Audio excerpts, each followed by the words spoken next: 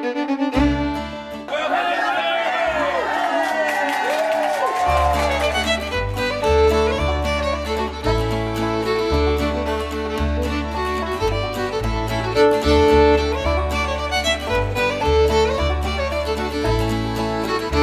morning, my name is Ron Thompson, and this is actually my work here that was chosen as the official artwork for this festival. This is called Serving Sweet Tea. It's a depiction of my front porch, looking at my neighbor's house. I live here in Fairhope, and this is my wife riding by on her bicycle, but it needed something over there, so I asked her if she'd oblige me. I popped her in there. Yeah, I painted on this yesterday. It helps me to stay out of the customer's hair and gives me a roll. So I usually paint during the festivals. I painted this one yesterday. I take little pieces of our lives and I present them in images as artwork. And it's a great way for me to explore what my role is in a community. I feel like when I paint, it's almost like being a conquistador. I'm exploring something in a way that I can't do it when I'm simply walking down the street. When you start to paint something, you see it differently. You see it truly.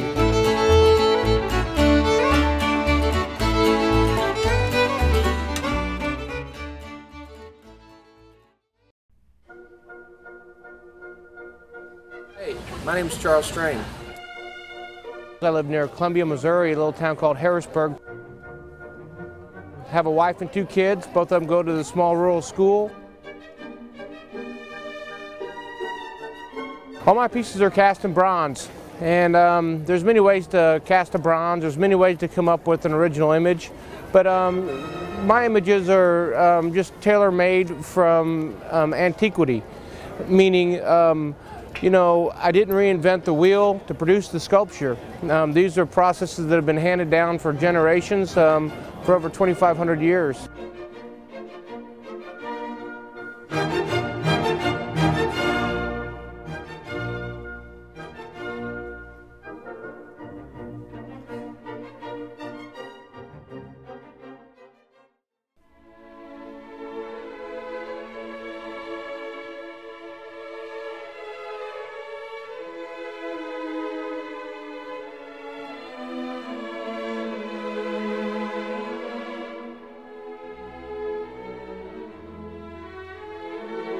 Catherine Wolf. I'm from Monticello, Florida. I am a jeweler and cloisonné enamel artist. I'm happy to be here. Sculpture and then a wearable piece. See, that comes out. And inside the box we have a strand of pearls, so back together for you.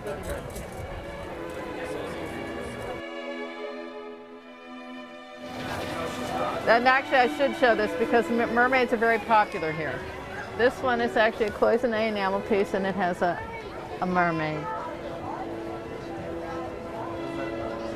And this one is all 14 karat and 18 karat gold, garnet and pearl, pin or pendant. It's lovely, very nice.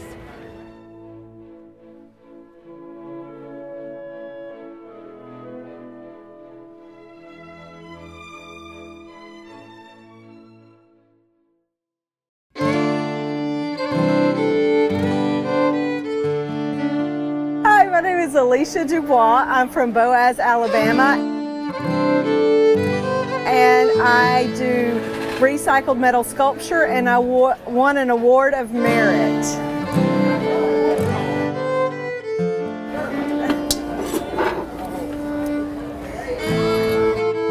This is a 55-gallon drum lid. I cut the tail and the little fins and stuff out, weld them on, and he's ready to go. What is it? It's just a big barrel fish now. It's a barrel fish? A barrel fish now.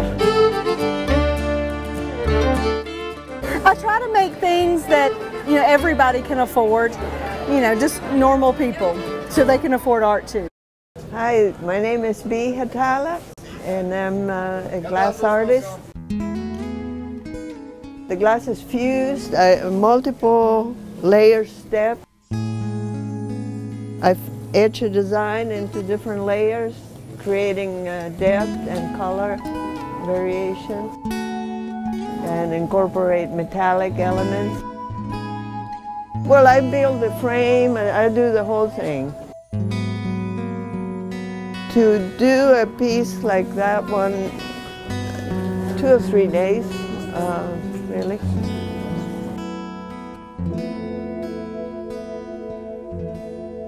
This is what I do. Hi, I'm Leslie Peebles. I'm a printmaker who does relief print, mainly lino cuts, also wood cut. And this is my first time in Fairhope, and I won an award of merit, which I'm very excited about. This is my newest piece. I'm playing with printing color, and it's a 4-layer reduction print of the cranes coming into land. My work is about the coastal South. My biggest piece inspired by a trip through the Everglades. I went on an airboat ride with a Miccosukee who loved that place so much and really knew all of the animals and birds as we went through, and they evidently knew him too. And he called this great big gator over, and he went over and he stroked his throat and then kissed him right on the snout. I put him back here, and he's symbolically spreading his love throughout that place.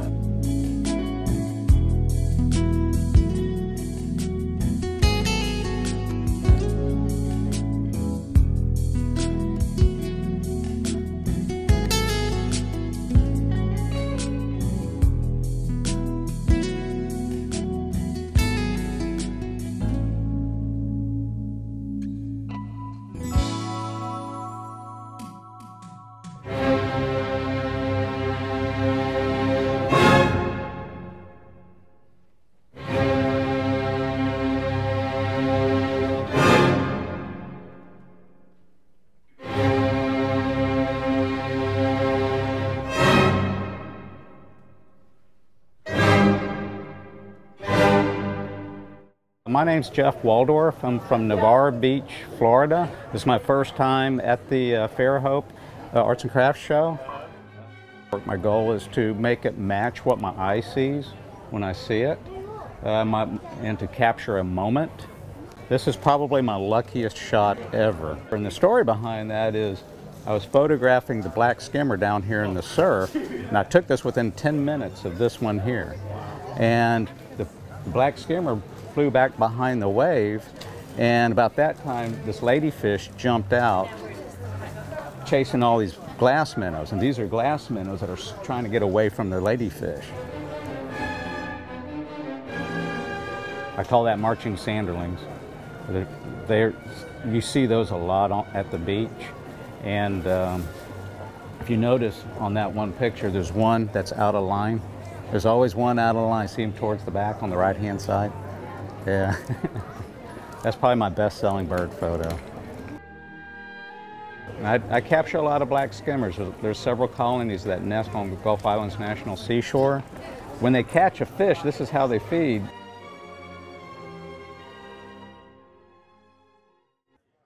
This is a little baby ghost crab. He's probably about the size of your fingernail.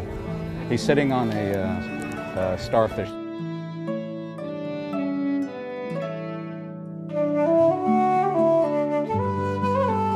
Hi, my name is Ann Schroeder. I have been in the Florida Keys my entire life. I buy these from rare bird breeding programs and parrot rescue groups here in the United States. All the feathers naturally shed, and I do all the framing myself for each piece, so that way I know that it's complete. It's all UV protective glass, conservation materials for each one to make it unique for the artwork. And then where you see double feathers, it'll be the painting itself that holds these two feathers together. Rainbow trout here, speckled trout.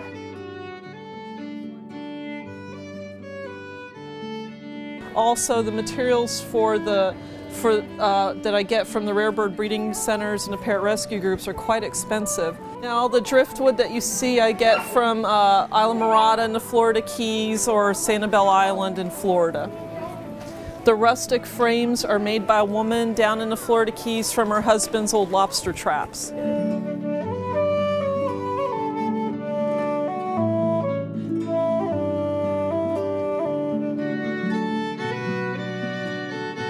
This is the top of a fence post I found in Wyoming. My wife saw the sunflowers. Hi, I'm Mike Young, wood turner with Wetumpka, Alabama. I find most of my wood from the bottom of a wood pile, firewood, etc. Never cut a tree down. This piece is the Enlightened Warrior, and this is his keeper. It's a top, a lidded vassal. His stretched ears. The wood is cedar, western cedar.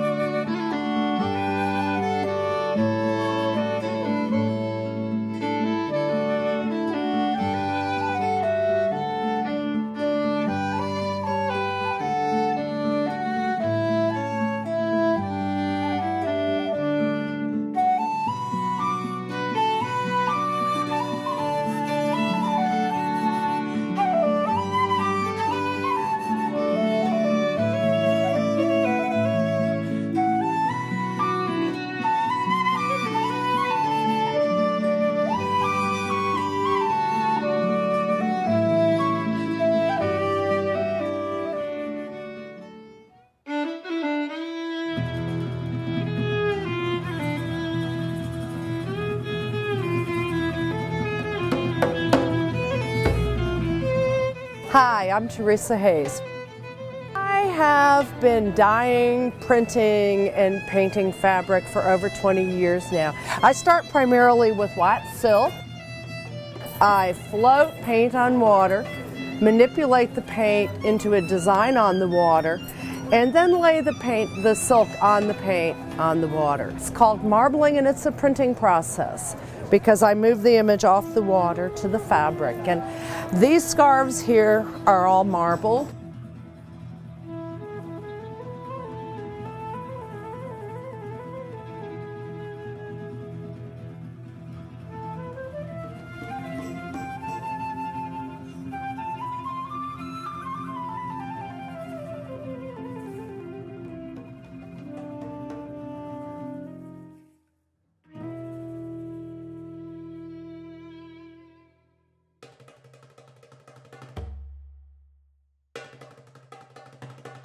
Hi folks, my name is David Curls. I'm from Fayetteville, Arkansas.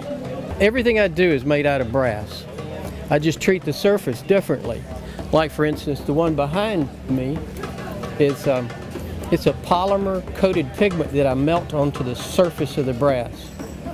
But the pigment's translucent, so you're seeing through the metal. You're seeing through the pigment and see the metal underneath it, and it makes the metal glow. So it doesn't need a whole lot of light, and the curvature makes it catch a lot of light. This is an etching. These are etched plates of things like leaves and seashells. But they're made to catch light. This is a whole nother technique where I just hammer patterns into the metal. And it has a kind of like clockworks designs in it. You see a lot of different things in it.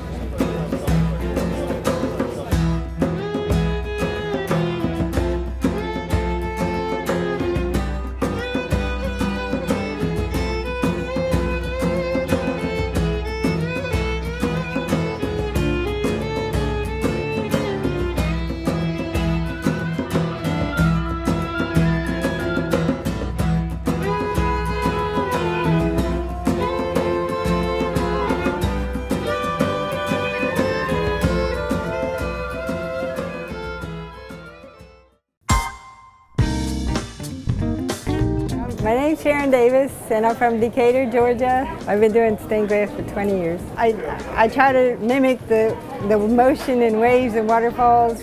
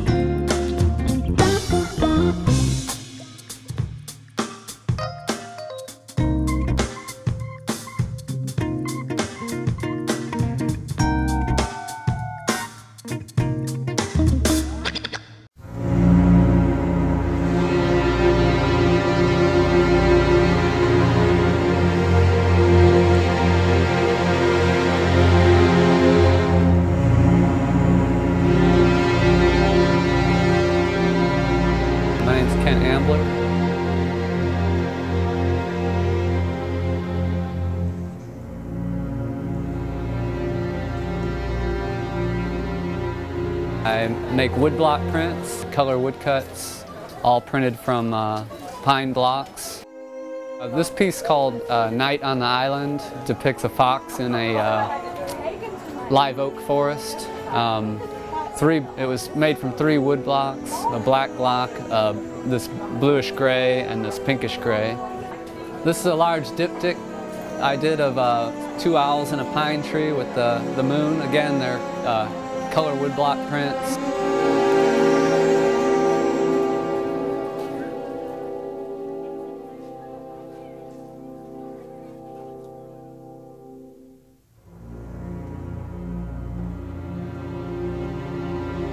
My newest piece, it's a diptych again, 4 blocks each piece. This one's called Begin the Journey, and this one's called The Last Holdout.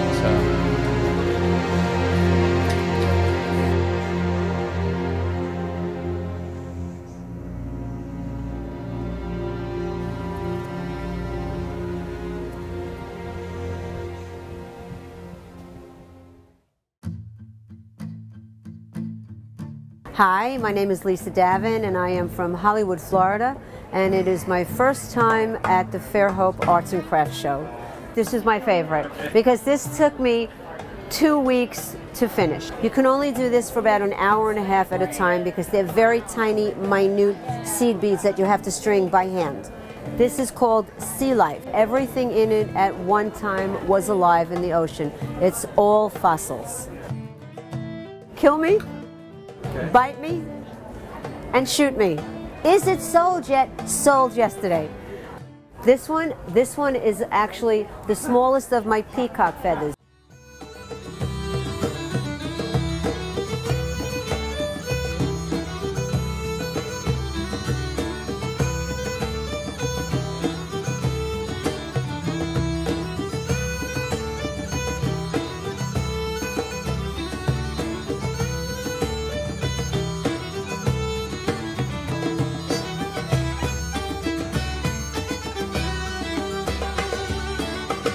I would like to thank everybody again for having me here, and every part of the trip has been a delight. It's pure Southern hospitality at its best.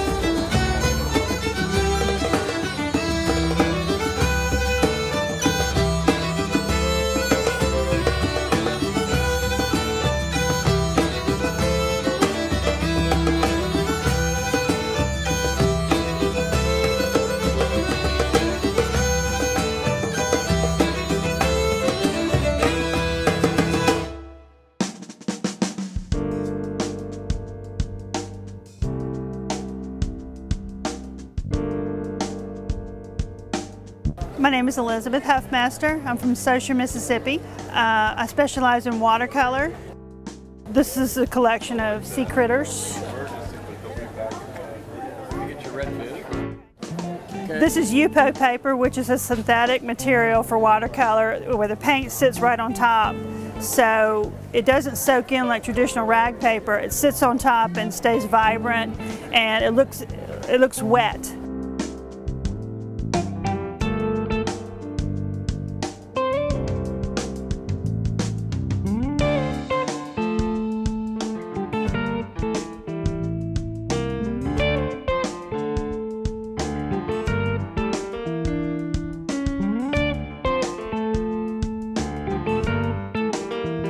Sea turtles have been popular this weekend too. A lot of people bought the sea turtle.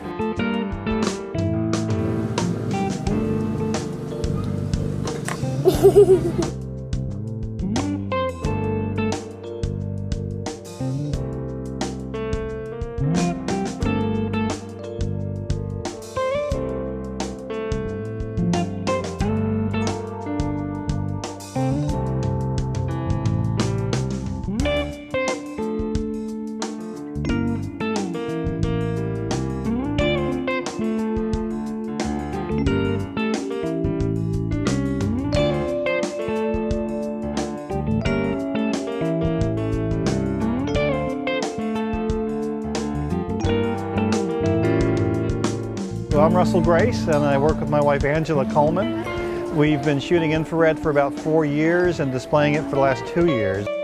The infrared gives you a sharpness as well as a glow or a softness to it at the same time. It's that contrast in tone and contrast and feel that we love so much about the infrared.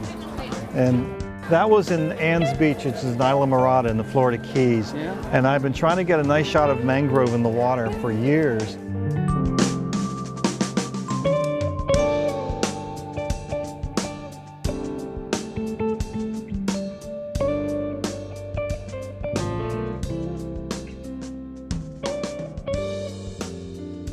It's Wormslow Plantation. This is just south and east of Savannah, and it's the Avenue of Oaks. I love the crack that goes through the word Wormslow.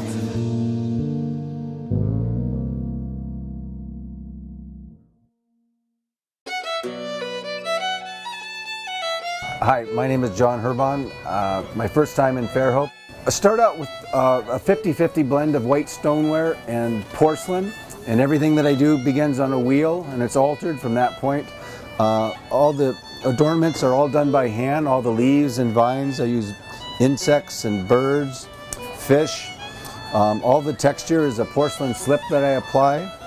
And then everything is high fired to cone 9, which is about 2,300 degrees.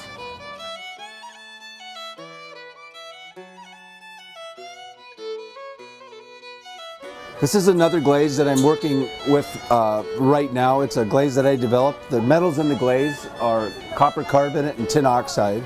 This also is a high-fired stoneware porcelain blend. The dots on this and the texture is a technique called slip trailing, and slip is a slurry of clay. It's a porcelain slip that I mix up, and then I apply this one at a time with a fine tip bottle.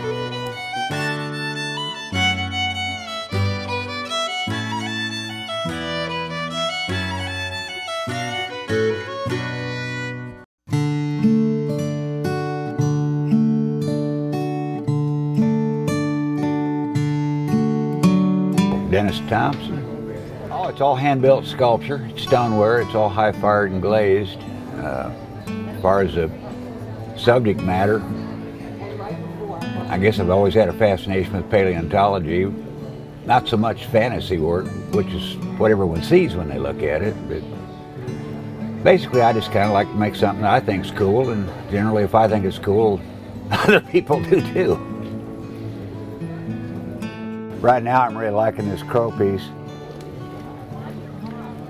I call it Extinction Event. You kind of see it as a hatching dinosaur.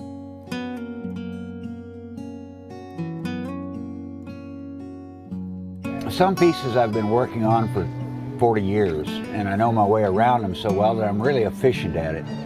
Like these dragon things, I've been building these since the 70s.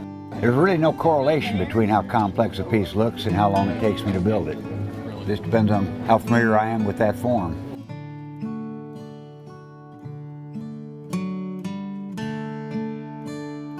It pretty much is a surprise every time you open the kiln. Sometimes it's a happy surprise, sometimes it's not. It's actually more fun to get out on the street and interact with the customers directly.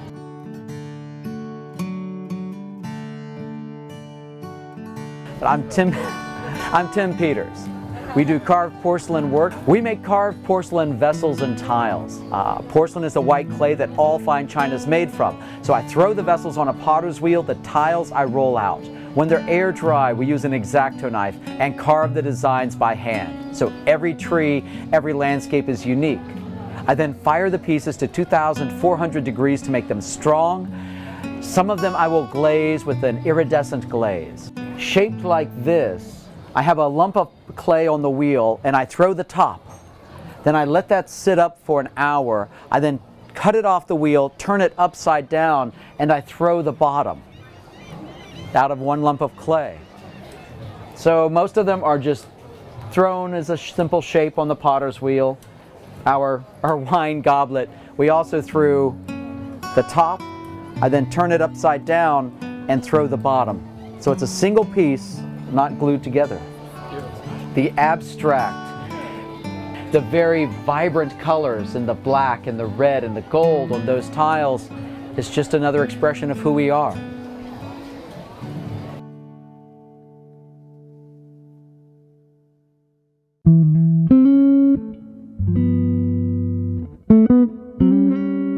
I'm Chuck Solberg. I'm a potter from St. Paul, Minnesota. And the award we got was the Chairman's Award, which is, I guess it'd be considered like second best in show. These pots are wood-fired, so the textures and colors are formed by the ash that flows through the kiln. We stoke this kiln with pine slabs for 5 days. The flame rolls through the kiln. The flame carries the ash will fall in the pots. When we get around 2200 degrees, pine ash actually melts. And there's silica in pine ash, so it forms a glaze. And on some of the pots, the fire marks, where the fire has actually eaten away the first layer of clay and left these really wonderful patterns. The exciting thing for me is that I really have no idea how the pots are going to turn out. So there's an old Japanese saying, give your pots over to your kiln, learn to accept what your kiln gives back to you.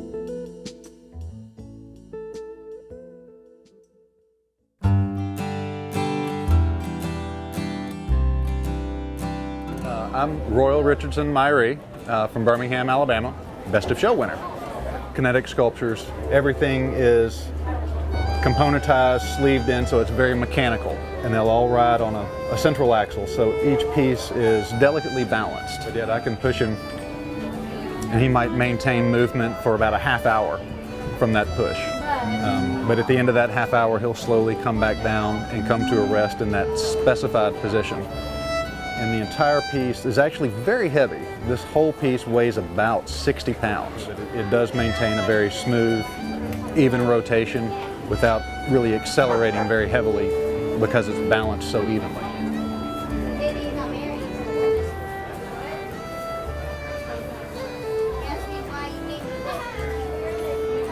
I've had a lot of good reaction to this piece at the show, and it's actually kind of a found item piece.